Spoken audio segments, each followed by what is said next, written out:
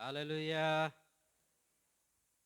પ્રભુનો આભાર માનીએ, તેના નામને ઊંચું કરીએ, કેમ કે પ્રભુ ચાહે છે કે આપણા જીવનના મારફતે પ્રભુનો મહિમા થાય, તેનું નામ ઊંચું થાય. અને વચન આપણને એમ કહે છે કે મેં આ લોકોને મારા મહિમા માટે બનાવ્યા છે. હાલેલુયા. ઈશ્વરની ઈચ્છા છે, ઈશ્વરની અપેક્ષા છે. અને તમને મને એટલા માટે આ જગતની અંદર આ પૃથ્વી પર મૂક્યા છે કે તમે અને હું આપણે ઈશ્વરનો મહિમા પ્રગટ કરીએ. કેમ કે જે સમયની અંદર પરમેશ્વર એ સ્વર્ગદૂતોની દ્વારા મહિમા લેતો હતો ને આપણે બધા જાણીએ જ, લ્યુસિફર જેને ઘમંડ આવ્યું અને એના લીધે એને આકાશમાંથી સ્વર્ગમાંથી ફેંકી દેવામાં આવ્યો. અને જેના માટે તેઓને ઉત્પન્ન કર્યા હતા ને એની અંદર અડચણ આવીને, એટલા માટે તમને મને આદમ અને હવાને બનાવવાનો પણ હેતુ એ જ હતો કે ઈશ્વરનો તેઓ સંગત માણી શકે, ઈશ્વરનો તેઓ મહિમા કરી શકે. હાલેલુયા. આ સવાર આપ સર્વને ફરી એકવાર પ્રભુ શ્રી કૃષ્ણના નામમાં હું આપ સર્વનો આવકાર કરું છું ને સર્વને પ્રેમી સલામ પાઠવું છું. Praise the lord. હાલેલુયા. વચનની અંદર આપણે જોઈશું, વહાલાઓ તમારા અને મારા જીવનને માટે આ દેવના વચનો, બાઇબલ એમ કહે છે કે આપણા માર્ગને માટે તે કેવું છે? દીવારૂપ છે, અજવાળરૂપ છે. અને એ વચન તમને મને દિશા બતાવે છે. અને સતત તમારા મારા જીવનમાં એ દેવના વચનો હોય એ બહુ મહત્વનું છે. આફ્રિકાની અંદર એક પ્રભુના સેવક થઈ ગયા ઘણા વર્ષો પહેલાં, ડેની વન કરીને, અને એના સંબંધી એવી સાક્ષી આપવામાં આવે છે કે જ્યારે તેનો જન્મ થયા થોડા સમય પછી એમના માતા પિતા મરણ પામ્યા. અને એવી પરિસ્થિતિની અંદર ઉછેરાયો જે સમયની અંદર એમની જે વ્યવસ્થા જરૂરિયાત હતી બહુ મુશ્કેલીથી એમને પ્રાપ્ત થતી. એવો સમયની અંદરથી તે પસાર થયા. ભૂખ અને તરસ, રહેવાનું અને એવી અલગ અલગ વ્યવસ્થાને લીધે એમનું જે મન, એમના જે વિચારો હતા એ બહુ જ એવા થઈ ગયા કે જે ક્રોધિત જેને આપણે કહીએ, વિચલિત થઈ ગયા. જેમ જેમ મોટો થતો ગયો તેમ તેમ એમની જે જરૂરિયાત હતી એ એમને પૂર્ણ થતી નહીં હતી. થોડા સમય પછી એમણે ચોરી કરવાનો પ્રયત્ન કર્યો, એટલા માટે કે એમની વ્યવસ્થા એમને પૂરી થાય. જેમ જેમ મોટો થતો ગયો લોકોની પાસેની સુખ સગવડની ઈચ્છા થાય, લોકો પાસેની જે કંઈ વ્યવસ્થાઓ હતી બધી એમને પણ અપેક્ષા થાય કે નહીં મારી પાસે બી હોય તો સારું. પણ એકલો હોવાથી અને કોઈ સહકાર નહીં આપવાના કારણે એમાં એને પ્રાપ્ત નહીં કરી શક્યો. પણ જેમ જેમ મોટો થતો હોવા લાગ્યો, ચોરી કરવાને માટે વિશેષ તેણે પ્રયત્ન કર્યા. એક સમય એવો આવ્યો, એમણે પોતાની એક ટોળી બનાવી અને વધારે પડતી ચોરી કરવાનું શરૂ કરી દીધું. એક દિવસે એ ચોરીની અંદર જે વસ્તુ તેઓ લઈ આવ્યા એની અંદરમાંથી એક બાઇબલ નીકળ્યું. અને એ બાઇબલ જ્યારે તેણે ખોલ્યું તો એની અંદર ધનવાન વ્યક્તિ સંબંધી એણે વાંચ્યું. અને બાઇબલની અંદર લખવામાં આવ્યું છે કે જે ધનવાનને એમ કહેવામાં છે કે આજ રાત્રે તારો જીવ લઈ લેવામાં આવશે તો આ બધું કોનું થશે? અને એ ડેનીવનને વિચાર આવ્યો કે આ શું હશે. અને તેણે પછી વધારે એ બાઇબલ વાંચવાનો પ્રયત્ન કર્યો અને એને સમજણ પડી કે નહીં, જીવન તો ઈશ્વરે આપેલું જીવન છે. અને આ દુનિયાની અંદર બધી જ મહેચ્છા રાખતા હોય પણ તેમ છતાં એ બધું વ્યર્થ છે. અને એણે નિર્ણય કર્યો કે નહીં, આ બધું મારે છોડી દેવું જોઈએ અને મારે દેવના માર્ગમાં ચાલવું જોઈએ. એને સાક્ષી આપતા કહ્યું કે મારું જીવન એ દેવના એ એક વચન દ્વારા બદલાઈ ગયું. આજ સવારે હું તમને જે કહેવા માંગુ છું કે તમારા મારા જીવનની અંદર ઘણી બધી ઈચ્છા આપણે રાખીએ છીએ પૃથ્વી પરના જીવનમાં. તમારી ને મારી સામે જે જગત છે ને જગતની અંદર ઘણા બધા એવા સુખ સગવડો આપણને દેખાય છે. તમારી ને મારી સામે એવી દુનિયા છે કે જે દુનિયા આજે આ સંસાર, આ પૃથ્વી પરની જે વાનાઓ છે એ વાનાઓની પાછળ પડીને એમને પ્રાપ્ત કરીને તમારા અને મારા જીવનમાં એ અપેક્ષા ઊભી થાય છે કે આપણે પણ એમને પ્રાપ્ત કરીએ. ઘણા લોકોને જોઈને આપણને એવી ઈચ્છા થાય કે નહીં, આ વસ્તુ મારી પાસે હોય તો કેવું સારું, મારું જીવન કેટલું સુખી બની જાય. પણ વાલાઓ, એક વચન આજે હું જે તમને કહેવા માંગુ છું કે દેવનું વચન આપણને એમ કહે છે કે મારા વિચારો એ તમારા નથી ને તમારા વિચારો એ મારા નથી. આપણે જે માર્ગ પસંદ કરીએ છીએ કદાચ બની શકે એ માર્ગ નાશ તરફ જતો હોય. અને એટલા માટે સુલેમાન એમ કહે છે કે એક એવો માર્ગ છે કે જે માણસને બહુ પસંદ પડે છે, પણ અંતે એનો નાશ છે, એમ દેવનું વચન કહે છે.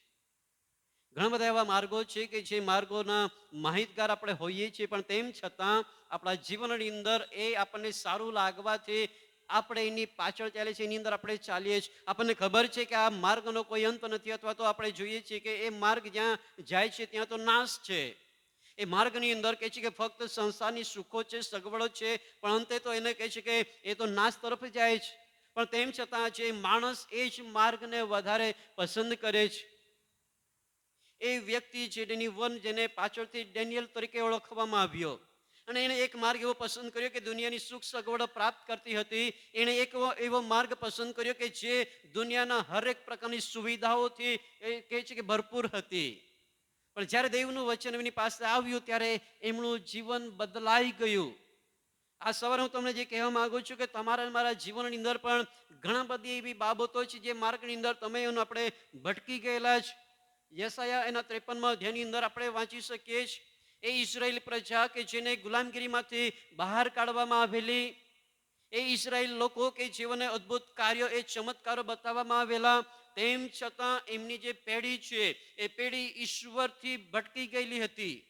હર એક એ વ્યક્તિ કે જેઓ ઈશ્વરથી ભટકીને પોતપોતાના કાર્યની અંદર જોડાઈ ગયેલી હતી. એ લોકોના માટે યશાયા પ્રબોધક ભવિષ્યવાણી કરે છે કે આવનાર સમયની અંદર તમારા માટે એક બલિદાન આપનાર વ્યક્તિ આવનાર છે. ઈસુ ખ્રિસ્ત સંબંધી ત્યાં આપણે જોઈ શકીએ છીએ. અને ત્યાં પાછળ જો આપણે વાંચીએ તો ત્યાં એવું લખવામાં આવેલું છે, યશાયા પ્રબોધકના પુસ્તકની અંદર એના 53માં અધ્યાયની અંદર આપણે એ વચનો વાંચીએ છીએ. ત્યાં એવું લખ્યું છે, શરૂઆતથી જો આપણે વાંચીએ તો ઈસુ ખ્રિસ્ત સંબંધી ત્યાં ભવિષ્યવાણી કરવામાં આવેલી છે. પણ જ્યારે 6થા વચનની અંદર આપણે વાંચીએ તો ત્યાં એવું લખ્યું છે કે આપણે સર્વ ઘેટાની પેઠે ભટકી ગયા છે, દરેક પોતપોતાને માર્ગે વળી ગયો છે. આ ઇઝરાયેલી લોકો સંબંધી કહેવામાં આવેલું છે.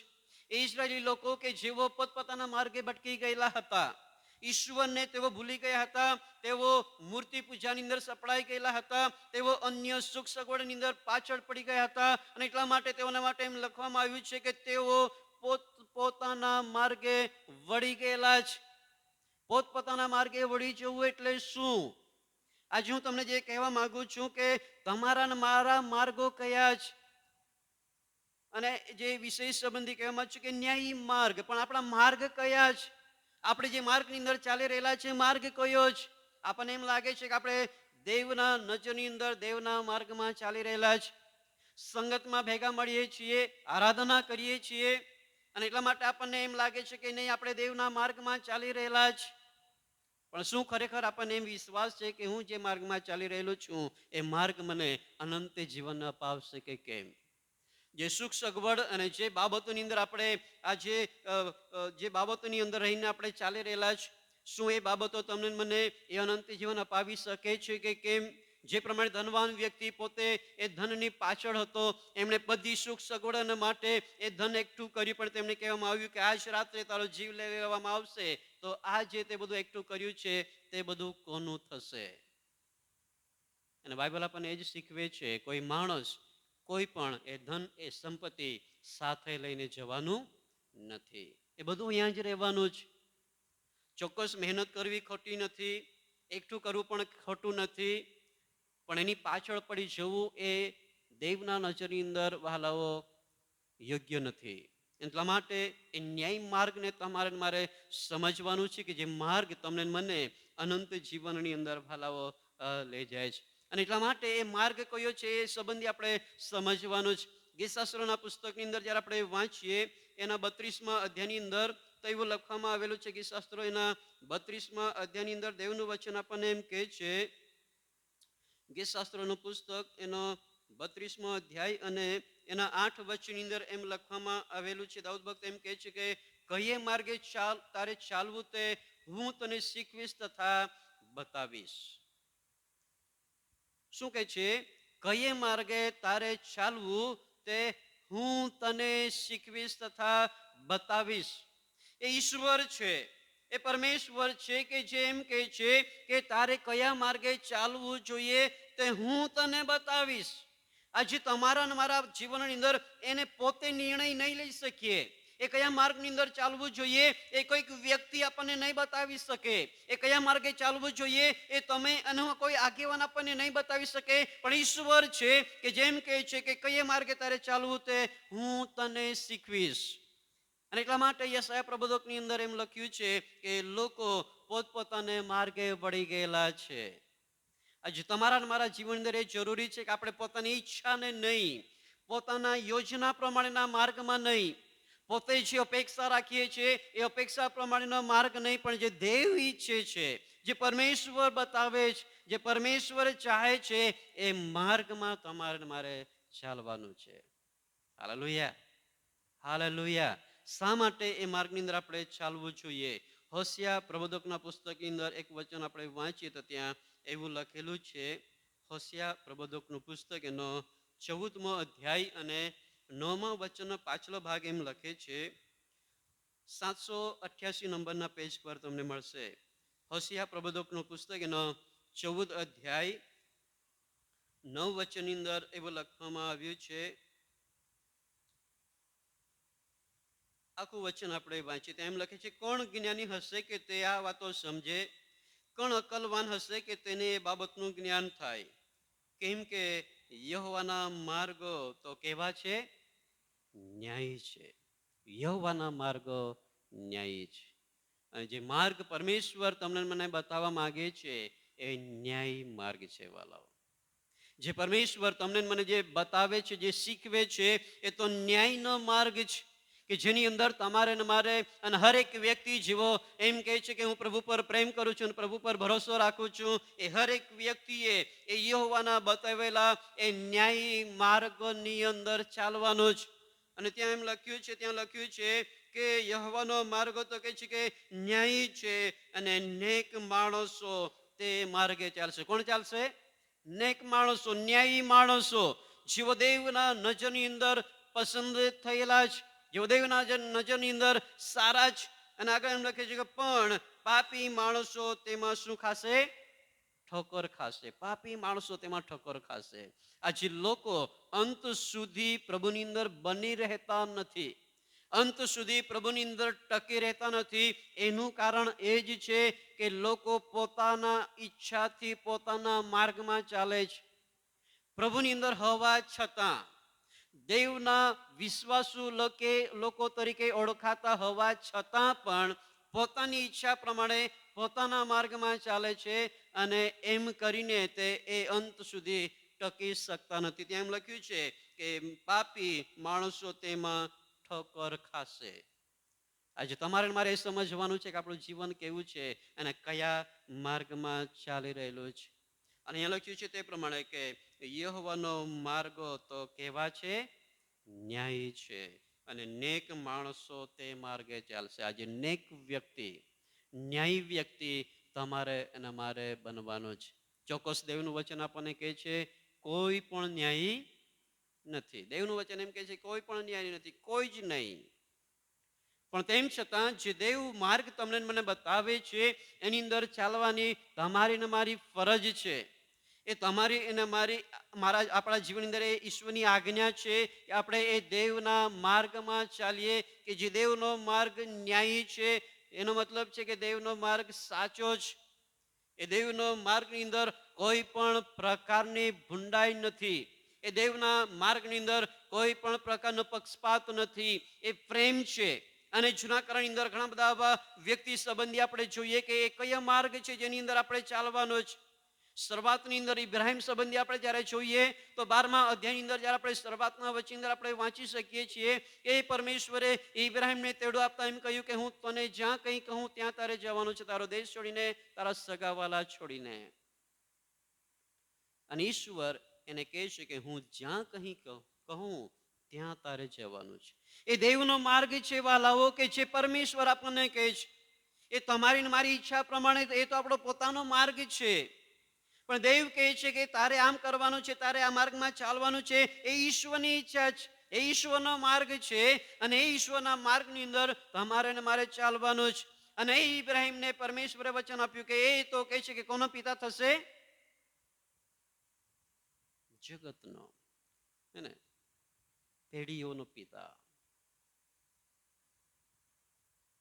એ આશીર્વાદ કે જે પરમેશ્વરે ઇબ્રાહીમને આપ્યું હતું, એ ખાતરી, એ વચન આપ્યું હતું, અને વચન પ્રમાણે પરમેશ્વરે એમને આશીર્વાદ આપ્યો. કેમ? કેમ કે એમણે બતાવેલા માર્ગમાં તે ચાલ્યો. એ માર્ગની અંદર આપણે જોઈ શકીએ છીએ કે સારા 100 વર્ષના હોવા છતાં પણ એમને ઈશ્વરે વચન કહ્યું કે તારા પેટે દીકરો થશે. શું 100 વર્ષની અંદર કોઈ કે બાળક જણી શકે ખરું? એને આજે 100 વર્ષની તો આપણી ઉંમર જ ના હોય. કહેવાનો મતલબ છે કે એ માર્ગ જે પરમેશ્વર બતાવે છે એ જ માર્ગ તમને અને મને અનંત જીવન સુધી લઈ જાય છે. એ તમારો મારો માર્ગ એ તો કહી શકે અનંત જીવન નહીં અપાવી શકે. એ તમારો માર્ગ, તમારો અને મારો જે માર્ગ છે એ તો સંસારના સુખ સગવડો તરફ કદાચ જતો હોય.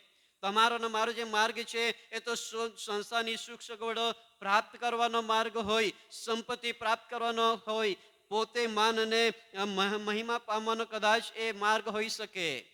પણ દેવનો જે માર્ગ છે, જે માર્ગ કદાચ બની શકે મુશ્કેલી ન હોય, કદાચ તકલીફ ન હોય, એ ઘણું બધું સહન કરવાનો હોય, પણ એ માર્ગ અનંત જીવન સુધી પહોંચે છે. હાલેલુયા.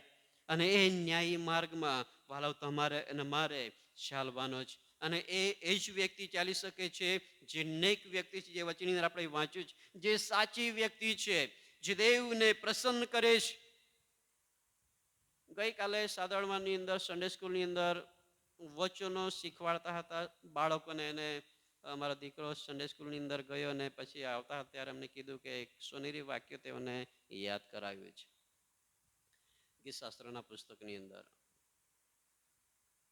અને એમને પૂછ્યું તો કયું વચન છે, ત્યારે થોડુંક ભૂલી ગયે, પણ એણે કીધું કે જ્યારે માણસનો માર્ગ યહોવાને પસંદ પડે છે ત્યારે તે તેના પગલાને શું કરે છે? સ્થિર કરે છે.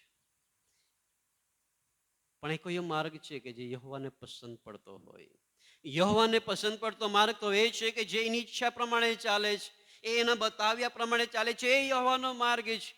અને એ માર્ગની અંદર તો હાલો ફક્ત અને ફક્ત કહે છે કે નેક વ્યક્તિ, જે સાચી વ્યક્તિ છે, જે દેવના નજરની અંદર ઈશ્વરને પ્રસન્ન કરી શકે છે, જે દેવના નજરની અંદર એમની દ્રષ્ટિની અંદર સારું જીવન જીવે છે, એ વ્યક્તિ એની અંદર વહાલાઓ ચાલી શકે છે. એટલા માટે 3 બાબતો જે કહેવા માંગુ છું કે દેવની માર્ગ જે છે એ સત્ય છે, એ તમારે મારે જાણવાનો છે.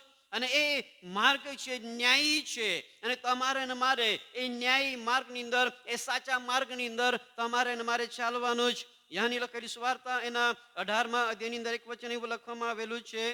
યહની લખેલી સુવાર્તા એનો 18મો અધ્યાય અને 37મા વચનની અંદર જ્યારે આપણે વાંચીએ,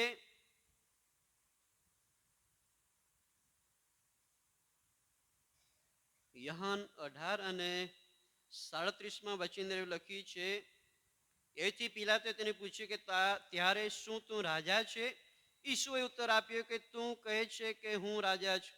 એ જ માટે હું જન્મ્યો છું અને એ જ માટે હું જગતમાં આવ્યો છું કે સત્ય વિશે હું સાક્ષી આપું. સત્ય વિશે હું સાક્ષી આપું. અને આગળ એમ લખે છે, જે સત્યનો છે તે દરેક મારી વાણી સાંભળે છે.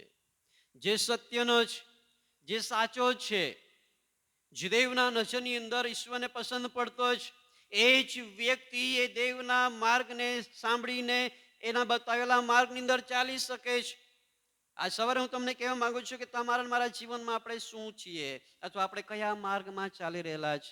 શું આજે આપણે એ ઈશ્વરે બતાવેલો માર્ગ કે જે ન્યાયી છે, અને એ ન્યાયી માર્ગની અંદર શું આપણે આજે ચાલી રહેલા છે કે કેમ? અને જેમ ઇબ્રાહીમ સંબંધી કહ્યું કે એ ઈશ્વરે બતાવેલો માર્ગ હતો જેની અંદર એ ઇબ્રાહીમ અને સારા ચાલી શક્યા. આગળ જતા આપણે યુસુફ સંબંધી આપણે જ્યારે જોઈએ, એ યુસુફ હતો કે જે દેવના માર્ગની અંદર ચાલી શક્યો. એના ભાઈઓ એમનો તિરસ્કાર કરતા હતા, એમના વિરુદ્ધની અંદર હતા, એમને વેચી દેવામાં આવ્યો.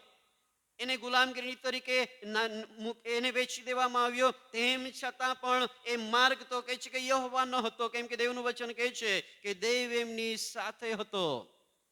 આજે શું તમારા મારા જીવન અંદર જે માર્ગમાં આપણે ચાલીએ છીએ, શું એ માર્ગમાં ઈશ્વર આપણી સાથે છે કે કેમ?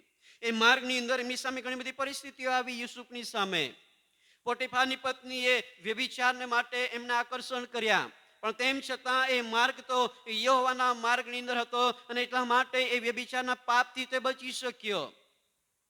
આજે તમે અને હું જે માર્ગમાં ચાલી રહેલા છે, એ માર્ગની અંદર એવી ઘણી બધી પરિસ્થિતિઓ આવશે, પણ પરમેશ્વર એ બધી પરિસ્થિતિઓમાંથી તમને અને મને જય અપાવે છે. એ દરેક પરિસ્થિતિઓમાંથી પરમેશ્વર તમને મને આગળ જવાના માટે એ આપણને હિંમત અને બળ આપે છે. પણ જે પ્રમાણે આપણે એ હોશિયાના પુસ્તકની અંદર વાંચ્યું કે જે લોકો પાપી છે, જે લોકો દુષ્ટતાની અંદર છે, જે લોકો અન્યાયી છે, તેઓ તો ઠોકર ખાવાના છે અને પડી જવાના છે. આજે હું તમને જે કહેવા માંગુ છું કે આપણો માર્ગની અંદર આપણે અંત સુધી ચાલતા રહેવાનું છે. પણ એવા દુષ્ટ લોકો છે, જેવો એવા અન્યાયી લોકો છે કે જેવો ઠોકર ખાઈ જશે એમ લખે છે. એટલા માટે જે હું તમને કહેવા માંગુ છું, જે માર્ગ ઈશ્વરનો છે, કે જે માર્ગ તમને મને જીવનમાં પહોંચાડે છે, એ માર્ગમાં તમારે મારે ચાલવાનું જ. પણ ત્યાં લખ્યું છે કે એ કોણ ચાલી શકે છે? એની અંદર જે નેક વ્યક્તિ છે, જે ન્યાયી વ્યક્તિ છે, જે સીધો વ્યક્તિ છે, જે સાચો વ્યક્તિ છે, એ જ વ્યક્તિ ભાલાઓ એની અંદર આપણને ચાલે છે એમ વચનમાં કહ્યું છે. જૂના કરારની અંદર નૂહ સંબંધી જ્યારે આપણે ઉત્પત્તિના પુસ્તકની અંદર વાંચીએ, તેના સંબંધી એવું લખવામાં આવેલું છે. ઉત્પત્તિનું પુસ્તક એના 6 અધ્યાયની અંદર નૂહ વિશે, ઉત્પત્તિનું પુસ્તક એનો 6 અધ્યાયની અંદર એવું લખ્યું છે. 9મા વચનની અંદર 6 અધ્યાય અને 9 વચનની અંદર એવું લખવામાં આવ્યું છે. નૂહની વંશાવળી આ પ્રમાણે છે. અને પોતાના જમાનામાં નૂહ એ ન્યાયી તથા કેવો હતો? સીધો માણસ. ન્યાયી તથા સીધો માણસ, મતલબ કે એ ઈશ્વરનો ભય રાખનાર વ્યક્તિ. એ વ્યક્તિ ઈશ્વર જે કહે છે એને આધીન થનાર વ્યક્તિ. ઈશ્વર જે કહે છે એ કરનાર વ્યક્તિ, એને ન્યાય કહેવામાં આવે છે. અને આગળ જતા આપણે જોઈ શકીએ છીએ કે આ નૂહને પરમેશ્વરે આજ્ઞા આપી કે તારે એક વહાણ બનાવવાનું છે ભર ઉનાળાની અંદર. અને આપણને ખબર છે, આપણને જે સમય અંદર કદાચ ઈશ્વર કંઈક વખતે વાત કરે અને એ વાત એવા સમય અંદર હોય કે જે સમય અંદર આપણને એવું લાગે કે નહીં, આ સમય અંદર ઈશ્વર મારી સાથે એવી વાત નહીં કરી શકે, આ સમય અંદર ઈશ્વર મને એવું દર્શન નહીં આપી શકે, એવી અવિશ્વાસ આપણને ઉત્પન્ન થાય. પણ જ્યારે અહીં આપણે જોઈ શકીએ છીએ કે આ નૂહ જે ન્યાયી છે દેવના નજરની અંદર, અને દેવે એને આજ્ઞા આપી, એને દર્શન આપ્યું અને એને વાત કહી, અને એ વહાણ બનાવવાના માટે જ્યારે કહ્યું, ત્યારે એ વહાણ બનાવવાના માટે તૈયાર થઈ ગયો. શું આજે તમને મને એ ઈશ્વર જે વચન દ્વારા આપણને બોલે છે, જે સ્વપ્ન દ્વારા આપણી સાથે વાત અને વ્યવહાર કરે છે, એ ઈશ્વર કે જે સેવકો મારફતે તમારી મારી સાથે વાત કરે છે, આપણે કેટલા અંશે એ બાબતને આધીન થઈએ છીએ? ઘણી બધી વખત આજે એવું લાગે છે લોકોને, બાળકોનું કામ તો છે સંદેશો આપવાનું, બાળકોનું કામ છે ખોટી બાબતો વિશે કહી બતાવવાનું, બાળકોનું કામ છે પાપ નહીં કહી બતાવવાનું, એ તો કહ્યા કરે, આપણે ચાલ્યા કરવાનું. આજે લોકોના જીવનો એવા થઈ ગયેલા છે. પણ યાદ રાખજો, પરમેશ્વર અલગ અલગ રીતે, અલગ અલગ માધ્યમો દ્વારા, અલગ અલગ વ્યક્તિઓ મારફતે એ માર્ગને બતાવવાના માટે પ્રયત્ન કરે છે. અલગ અલગ રીતે પરમેશ્વર તમારી મારી સાથે વાલાઓ વાત કરે છે, એ માર્ગ બતાવે છે, એ વચનો દ્વારા તમને મને શીખવવામાં આવે છે. પણ તેમ છતાં આજે તમે અને હું અથવા ઘણા બધા એવા લોકો છે કે જેઓ પોતપોતાના માર્ગે વળી ગયા છે. આજે લોકો પોતાના જીવન અંદર જે ક્ષેત્રની અંદર જોડાયેલા છે, એમને વધારે મહત્વ આપવામાં આવે છે. કદાચ બની શકે લોકોની ખેતીવાડી હોય, નોકરી હોય, અભ્યાસ હોય, અલગ અલગ પ્રકારના વ્યવસાયો હોય, આજે લોકો વધારે પડતો એમને સમય આપતા હોય. પાછલા દિવસની અંદર વાઘસરની અંદર પ્રભુના જે સેવક આવ્યા, અને એક વાક્ય મેં એમનું સાંભળ્યું, જો કે હું ત્યાં નહીં ગયો હતો, મોબાઈલની અંદર એના સંદેશાની અંદર એક વાક્ય મેં સાંભળ્યું જે મને યાદ છે. એમણે એ પ્રમાણે કહ્યું હતું, તો મેં સાંભળ્યું કે મને નહીં ખબર, પણ એને એમ કહ્યું હતું કે 24 કલાકની અંદર કહે છે કે હું 18 કલાક ઊભો રહું છું. 24 કલાકની અંદર 18 કલાક હું ઊભો રહીને ઈશ્વરની સેવાઓ કરું છું, એમ તેમણે કહ્યું. હવે સાચી વાત આપણે નહીં ખબર, પણ એમણે એ પ્રમાણે કહ્યું. શું આજે આપણે એ ઈશ્વરને પ્રથમ સ્થાન આપીએ છીએ કે કેમ? તમારા અને મારા જીવનની અંદર જે માર્ગની અંદર આપણે ચાલી રહેલા છે, હું જે કહેવા માંગુ છું કે આપણે જે નોકરી કરતા હોય તો નોકરી કરવું ખોટું નથી. જે સમય નોકરીની અંદર તમારે આપવાનો છે તમે આપો છો ને આપવાનો છે. હું એનો વિરોધ નથી કરી રહ્યો, પણ જે કહેવા માંગુ છું કે જે માર્ગની અંદર આપણે ચાલી રહેલા છે, શું એ માર્ગ દેવે બતાવેલો માર્ગ છે કે કેમ? એ બતાવેલો માર્ગ એ પરમેશ્વરનો પસંદ કરેલો છે કે કેમ, કે પછી આપણે પોતે પસંદ કર્યો છે? આજે લોકોને પોતે ઈચ્છા વધારે પસંદ હોય. ઈશ્વર કદાચ વચન દ્વારા મેં તમને કહ્યું તે પ્રમાણે કદાચ વાત કરે તો કદાચ એમને નહીં પસંદ આવે, પણ મારી ઈચ્છા શું છે એ પહેલા સ્થાન આપવામાં આવે. ઉત્પત્તિનું પુસ્તક એ જ 7મા અધ્યાયની અંદર આગળ પણ એના સંબંધી એ જ બાબત લખવામાં આવી છે. પહેલા વચનમાં પણ એના એ જ બાબત લખવામાં આવી છે. યહોવાએ નૂહને કહ્યું કે તું ને તારા ઘરના બધા માણસો વહાણમાં આવો, કેમ કે આ પેઢીમાં મેં તને જ મારી સમક્ષ શું જોયો છે? ન્યાય જોયો છે. અને જે વ્યક્તિ ન્યાય છે, હું વિશ્વાસ કરું છું પરમેશ્વર એમની સાથે અલગ અલગ રીતે વાત કરે છે, એમને સ્વપ્ન આપે છે, એમને દર્શન આપે છે, એમને એ વચન દ્વારા એમની સાથે ઈશ્વર વાર્તાલાપ કરે છે. વચનો દ્વારા જે વ્યક્તિ ન્યાયી છે, કેમ કે એ ન્યાયી વ્યક્તિ ઈશ્વર તરફ દ્રષ્ટિ રાખે છે. એ ન્યાયી વ્યક્તિ એ દેવે બતાવેલા માર્ગમાં ચાલે છે, અને જે દેવે બતાવેલા માર્ગમાં ચાલે છે એ માર્ગમાં કોઈ બીજું નહીં પણ ઈશ્વર તેમને અગવાઈ કરે છે. એ માર્ગમાં ઈશ્વર તેમને ઉત્તેજિત કરે છે, ઈશ્વર એમને બતાવે છે, ઈશ્વર એમને શીખવે છે, અને એટલા માટે ઈશ્વરની વાણી એ સાંભળે છે.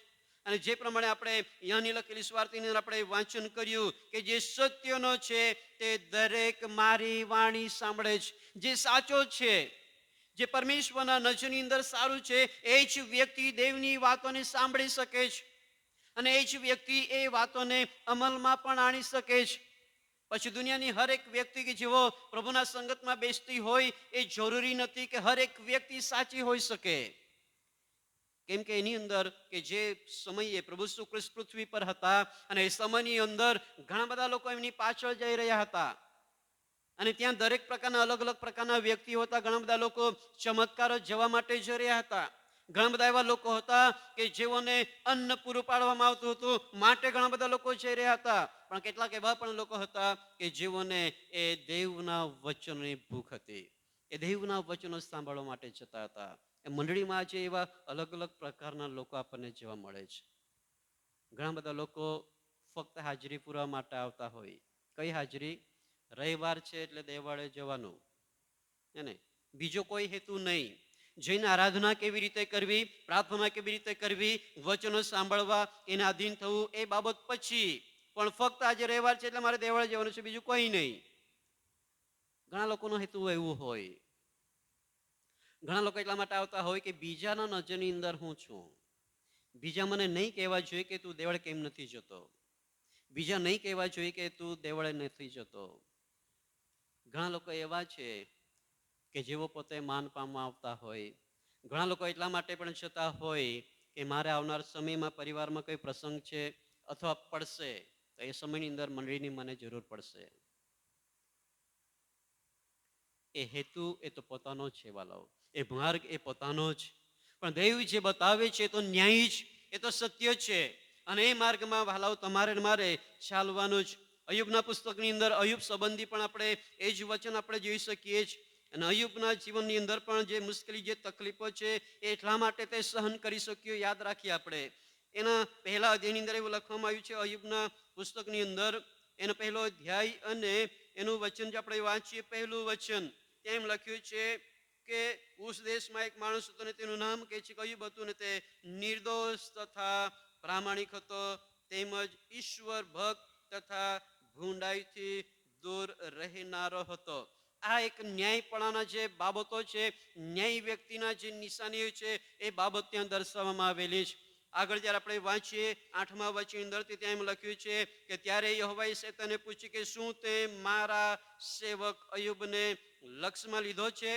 પૃથ્વી પર તેના જીવો નિર્દોષ, પ્રામાણિક, ઈશ્વર ભક્ત તથા દુષ્ટતાથી દૂર રહેનાર બીજો કોઈ પુરુષ નથી. એ ન્યાયી વ્યક્તિ છે, જેના સંબંધી ઈશ્વર પોતે શેતાનને એમ કહે છે કે પૃથ્વી પર એના જેવો બીજો કોઈ વ્યક્તિ નથી. આગળ બીજા અધ્યાયની અંદર તમે વાંચો તો ત્યાં પણ એ જ બાબત શેતાને તે કહે છે. ત્રીજા વચનની અંદર ત્રીજું વચન એમ કહે છે કે યહોવાએ શેતાનને પૂછ્યું કે શું તે મારા સેવક અયુબને લક્ષ્યમાં લીધો છે? પૃથ્વી પર તેના જીવો સંપૂર્ણ, પ્રામાણિક, ઈશ્વર ભક્ત તથા દુષ્ટતાથી દૂર રહેનાર બીજો કોઈ પુરુષ નથી. આ અયુબનું ન્યાયી જીવન છે. અને જ્યારે એમના જીવનની અંદર આ જે તકલીફો આવી, મુશ્કેલી આવી, પોતાની પત્ની પણ કહે છે કે એને દોષ આપવા લાગી, પણ તેમ છતાં એમનું જે જીવન છે એ જીવન તો પરમેશ્વરનો ભયની અંદર પ્રામાણિક, નિર્દોષ અને દેવને પસંદ પડે ભૂંડાઈથી દૂર રહેનાર એ વ્યક્તિ હતો. એટલા માટે પરમેશ્વર એમને પસંદ કરતો હતો. અને એ ન્યાયી જીવન છે વાલાઓ, એ ન્યાયી જીવન છે. આજે તમારા અને અમારા જીવનની અંદર એ ન્યાયી જીવન આપણને પરમેશ્વર ચાહે છે. આપણા જીવનની અંદર કોઈ પણ ભૂંડાઈ નહીં હોવી જોઈએ. આપણા જીવનમાં એ અન્યાય નહીં હોવા જોઈએ. અન્યાય સંબંધી જો આપણે જોઈએ તો આજે તો શરૂઆતથી જ્યાંથી આપણે શરૂઆત કરીએ પરિવારથી, એ જ પરિવારની અંદર આપણા જીવનો અન્યાયથી ભરાઈ જાય છે. આજે પરિવારની અંદર આપણે જોઈએ તો દુષ્ટતાથી લોકો ભરાઈ ગયેલા છે, આજે પાપથી ભરાઈ ગયેલા છે, લોકો આજે લડાઈ ઝઘડાઓથી ભરાઈ ગયેલા છે. અને એ પરિવારમાંથી તેમનું જીવન આજે અન્યાયી શરૂઆત થઈ જાય છે. એ પરિવારની અંદર જ તેમનું જે જીવન છે એ જીવન દેવને નહીં પસંદ પડે એવું લોકો આજે જીવવા લાગેલા છે. અન્યાયની અંદર પરિવારની અંદર માતા પિતા, એના બાળકો એકબીજાના વિરુદ્ધ આજે થયેલા દેવનું વચન કહે છે તે પ્રમાણે કે દીકરી પોતાની માની સામા થાય છે, વહુ પોતાની સાસુની સામા થાય છે. અલગ અલગ બાબતો એ વચન પ્રમાણે આજે થઈ રહેલું છે. પરિવારની અંદર જ આપણને ન્યાયી જીવન આપણને દેખાઈ શકતા નથી. એ આપણી સમાજની હું વાત કરું છું, ખ્રિસ્તી વ્યક્તિઓના પરિવારોની વાત. જે દેવ કહે છે કે મારા માર્ગો તો ન્યાયી છે, પણ માણસો આજે અન્યાયી બની ગયેલા છે. એને માર્ગની અંદર જે ચાલી રહેલા છે તો પોતાના માર્ગો છે. પોતાની ઈચ્છાથી ચાલનાર વ્યક્તિ ઘરની અંદર ઝઘડો કરવાનો અને પછી દેવળમાં જવાનો એ કોનો માર્ગ છે? એ પોતાનો માર્ગ છે. મોઢામાંથી એકબીજાને વિરુદ્ધ વાતો નીકળતી હોય, એ જ મોઢાથી આપણે દેવળની અંદર જઈને ગીતો ગાઈએ છીએ. એ માર્ગ કોનો છે? એ માણસનો માર્ગ છે, દેવનો માર્ગ નથી. આજે હું તમને જે કહેવા માંગુ છું કે આપણો માર્ગ એ દેવનો માર્ગ હોવો જોઈએ, જે ન્યાય છે, જે સત્ય છે, જે સાચો છે. એ માર્ગ આજે તમારા મારા જીવનની અંદર હોવો જોઈએ. અને એ માર્ગ અંત સુધી એ ઈશ્વરની અંદર ટકાવી રાખે છે. એ કદી પણ ઠોકર ખાતો નથી વાલાઓ. પણ આજે લોકો ઠોકર ખાઈને પડી રહેલા છે. કારણ એ જ છે કે દુષ્ટતાથી લોકો ભરાઈ ગયેલા છે. એકબીજાના વિરુદ્ધ થઈને સમાજની સાથે, પડોશીની સાથે સમાજની અંદર પક્ષપાતો જઈ રહેલા છે, સમાજની અંદર ભેદભાવો થઈ રહેલા છે. અને એના લીધે દેવના માર્ગને લોકો ભૂલી ગયા છે, પોતપોતાના માર્ગે લોકો વળી ગયેલા છે. પણ આજ સવારે હું તમને જે કહેવા માંગુ છું, જો કદાચ તમે અને હું પણ આજે પોતપોતાના માર્ગે વળી ગયા હોય તો આજ સવારે એ પ્રભુનો માર્ગ કે જે ન્યાયી માર્ગ છે, એ માર્ગ કે જેની અંદર ભલે કદાચ મુશ્કેલી આવે, તકલીફ આવે, પણ પ્રભુનું વચન કહે છે કે હું તમને કદી પણ મૂકી દઈશ નહીં, ત્યજીશ નહીં. એ પરમેશ્વરનું વચન છે. અને માર્ગની અંદર ભલે તકલીફો આવશે, બીમારી આવશે, પણ એ માર્ગની અંદર પરમેશ્વર સંભાળવાના માટે ઈશ્વર તેમના દૂતોને, એમની ફોજને આજ્ઞા કરે છે. જે પ્રમાણે વચનની અંદર કહેવામાં આવ્યું છે કે ઈશ્વર તમારા મારા માર્ગની અંદર ઈશ્વરના દૂતોને આજ્ઞા કરે છે. અને એ દૂતો તમારે મારી એ માર્ગની અંદર વાલાઓ આપણને રક્ષણ કરે છે. દાનિયેલના પુસ્તકની અંદર પણ એના સંબંધી લખ્યું છે. આપણે એમાં જવાનું નથી, પણ જો તમે વચન વાંચો 9મા અધ્યાય એના 23મા વચનની અંદર તો એ દાનિયેલ સંબંધી એવું લખ્યું છે કે પ્રિય માણસ, ઈશ્વરના નજરની અંદર ફ્રી જ એમને પસંદ પડતી વ્યક્તિ છે. આજે એ પસંદ પડતી વ્યક્તિ કોણ હોઈ શકે? જે પરમેશ્વરના વચન પ્રમાણે એના બતાવેલા માર્ગમાં ચાલતી હોય. અને આજે હું તમને એ કહેવા માંગુ છું, આપણું જીવન એ દેવને પસંદ પડતું હોવું જોઈએ. આપણો માર્ગ એ દેવનો માર્ગ હોવો જોઈએ. આપણો પોતાનો નિર્ણય કરેલો માર્ગ નહીં, એ પોતાની ઈચ્છાથી ચાલતો માર્ગ નહીં, પણ ઈશ્વર શું કહે છે એ સાંભળીને એ બતાવે છે, એમાં તમારે મારે ચાલવાનું છે વાલાઓ. એમાં તમારે મારે વાલાઓ ચાલવાનું છે. અને એટલા માટે એ માર્ગ કે જે અંત સુધી તમને પહોંચાડે છે, એ માર્ગમાં આપણે ચાલવાનું છે. આગળ જ્યારે આપણે જોઈએ ન્યાયી વ્યક્તિ તરીકે પણ અન્યાયી વ્યક્તિ તરીકે પણ ઘણા બધા ઉદાહરણો આપણને બાઇબલની અંદર આપણને જોવા મળે છે. પહેલો યોહાન એના 3 અધ્યાયની અંદર કાઈન અને હાબેલ સંબંધી આપણને ત્યાં સાક્ષી જોવા મળે છે. એ કાઈન કે જેનું જીવન કહે છે કે દુષ્ટતાથી હતું, એના જીવનની અંદર કહે છે કે એવી નેગેટિવ બાબતો આવી ગઈ. પહેલો યોહાન એનો 3 અધ્યાય અને એનું 12 વચન જ્યારે આપણે વાંચીએ તો ત્યાં એવું લખ્યું છે, જેવો કાઈન દૃષ્ટ ન હતો. કેવો હતો? દૃષ્ટ ન. એના મનની અંદર એ ઘણા બધા આવા દુષ્ટતાના વિચારો આવ્યા હતા અને એટલા માટે તેણે તેના ભાઈને મારી નાખ્યો. એમનું જે જીવન છે એ જીવન એ ન્યાય નહીં હતું, એ તો અન્યાયી બની ગયું હતું. અને જ્યારે આપણે નવા કરારની અંદર પણ ઘણા બધા આવા ઉદાહરણો જોઈ શકીએ છીએ.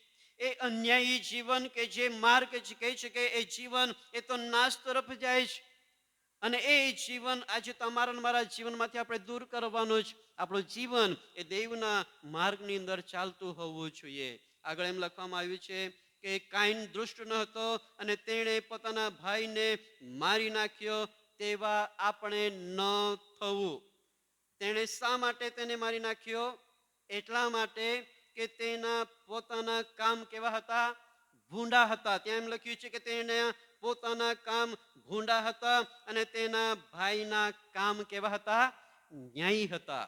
એનો ભાઈ એ ન્યાયી હતો. એટલા માટે પાઉલ એમ કહે છે કે ન્યાયને અન્યાયની સાથે શો મેળ હોય? આજે તમારું ને મારું જીવન એ ન્યાયની અંદર ચાલીએ છીએ એમ કહીએ છીએ, પણ તેમ છતાં ઘણી બધી એવી અન્યાયી બાબતો આપણા જીવનમાં જોવા મળે છે. આજ સવારે હું તમને કહેવા માંગુ છું, મંડળીના લોકો તરીકે, એક સમાજના લોકો તરીકે, દેવના લોકો તરીકે આપણું જીવન એ ન્યાયી હોવું જોઈએ.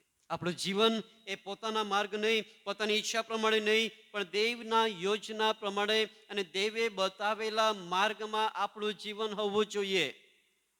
જે જીવનની અંદર કદાચ બની શકે તકલીફો આવે, એ જીવનની અંદર બની શકે આપણે સમયનો ભોગ આપવો પડે, એ જીવનની અંદર બની શકે આપણે નાણાંનો ભોગ આપવો પડે, એ જીવનની અંદર બની શકે છે કે પોતાનું બલિદાન આપવું પડે, કદાચ પરિવારનું બલિદાન આપવું પડે, પરિવારને છોડવું પડે. એ ઘણી બધી એવી બાબતો કે જે દેવના માર્ગની અંદર હોઈ શકે છે.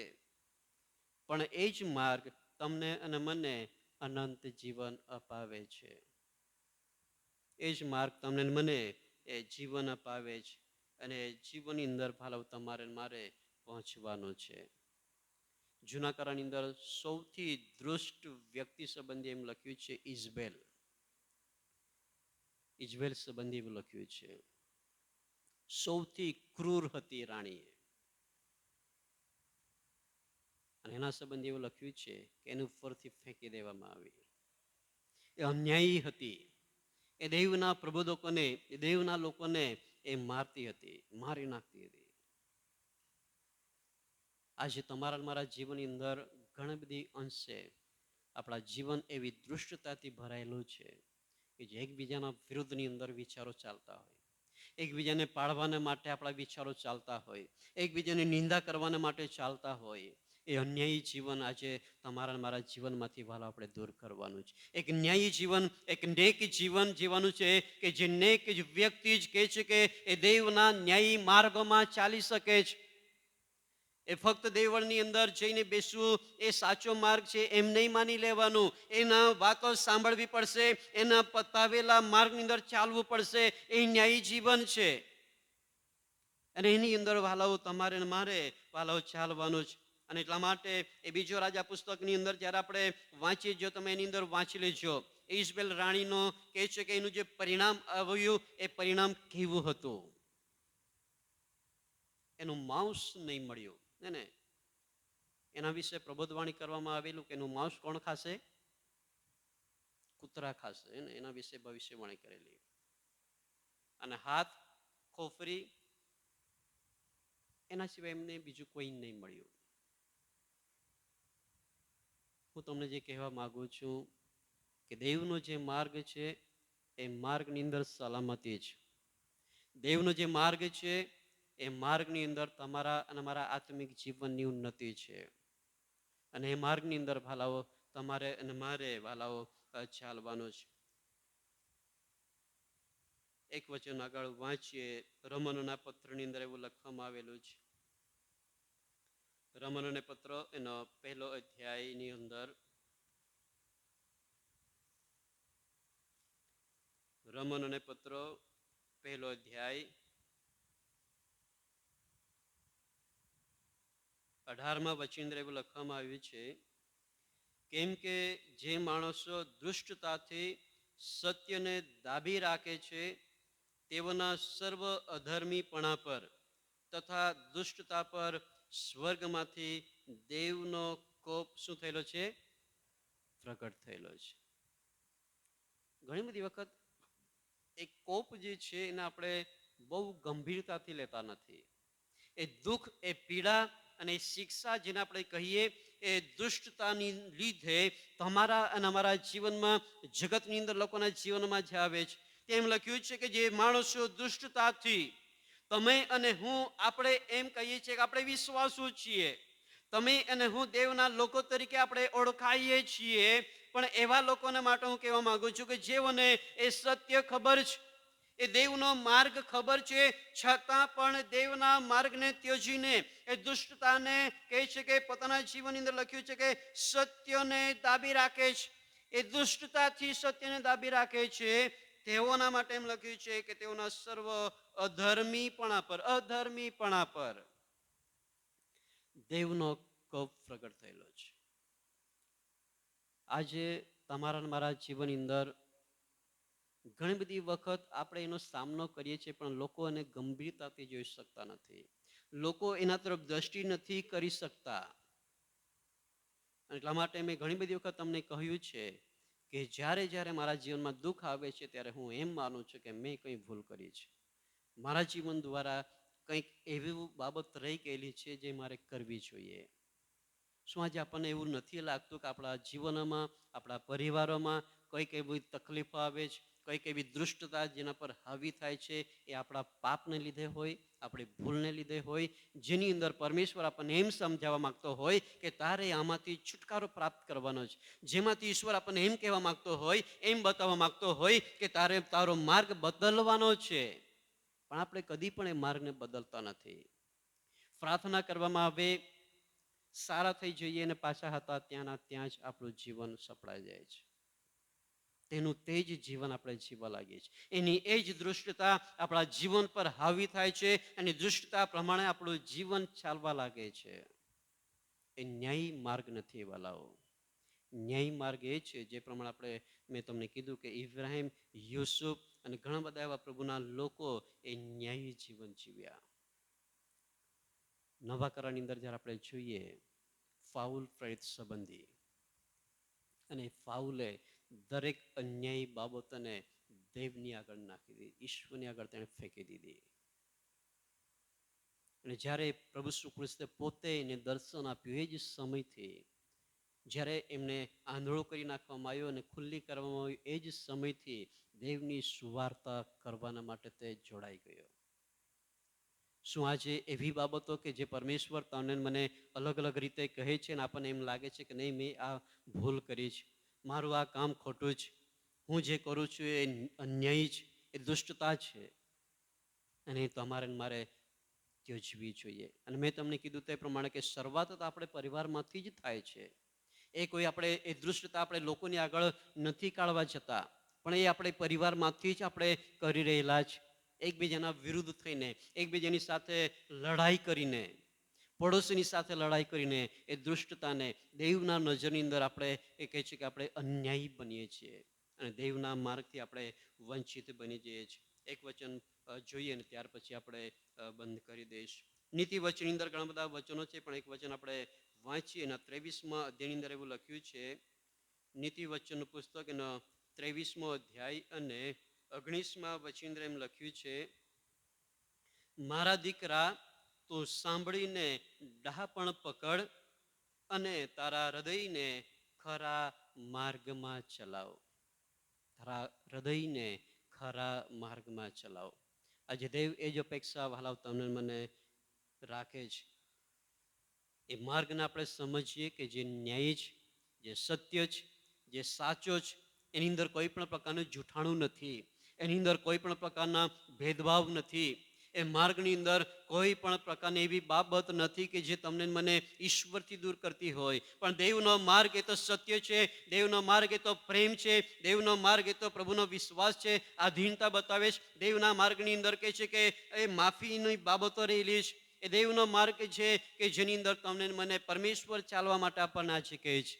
એ ન્યાયી માર્ગ છે કે જે તમને મને અનંત જીવન અપાવે છે. અને એ માર્ગમાં આજે તમારે મારે ચાલવાનો છે. એ ઈશ્વર કહે છે કે કયા માર્ગે તારે ચાલવું તે હું તને બતાવીશ, હું તને શીખવીશ, એમ કહે છે. આ જે પરમેશ્વર જે શીખવે છે એને પ્રાપ્ત કરીએ. માણસોના નિયમો નહીં, માણસોનું બંધારણ નહીં, માણસોની વાતો નહીં, પણ દેવ જે તમને મને બતાવે છે, દેવ જે તમને મને શીખવે છે, એ માર્ગમાં ચાલીએ. એ માર્ગ અનંત જીવનમાં લઈ જાય છે. એ માર્ગ તમને મને જીવન આપે છે. એ માર્ગને વાલાવ તમારે મારે પ્રાપ્ત કરવાનો છે. અને વચન કહે છે તે પ્રમાણે કે એ માર્ગ તો એ જ વ્યક્તિ ચાલી શકે છે જે નેક છે, જે ન્યાયી છે, જે સાચો છે. અને સાચી વ્યક્તિ બનવાના માટે, નેક વ્યક્તિ બનવાના માટે આપણા જીવનને વાલાવ આપણે તૈયાર કરીએ.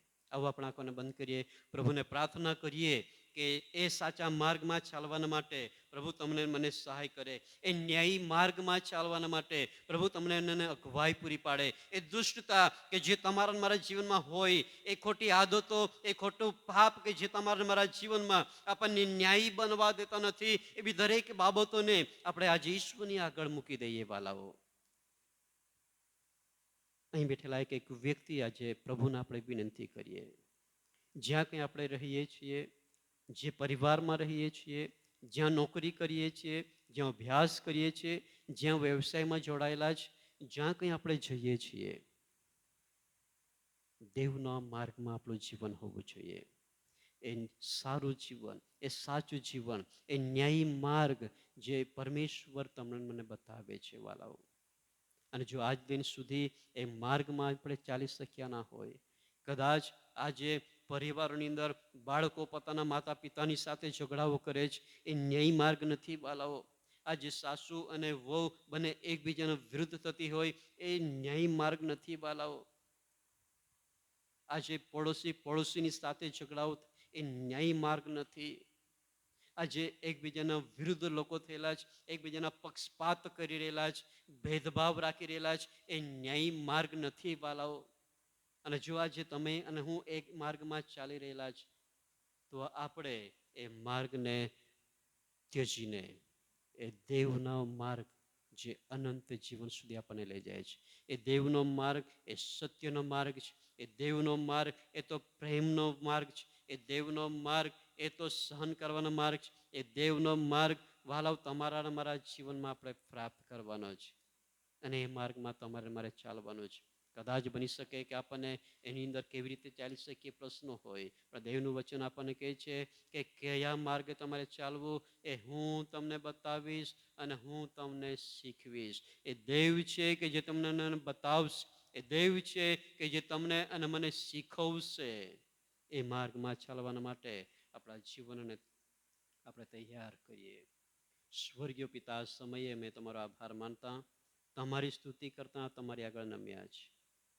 હા પિતા પરમેશ્વર, તમારું વચન અમને એમ કહે છે, અમે વાંચી ગયા કે યહોવાના માર્ગો તો ન્યાયી છે અને નેક વ્યક્તિની અંદર ચાલી શકે છે, પણ પાપીઓ એમાં ઠોકર ખાશે.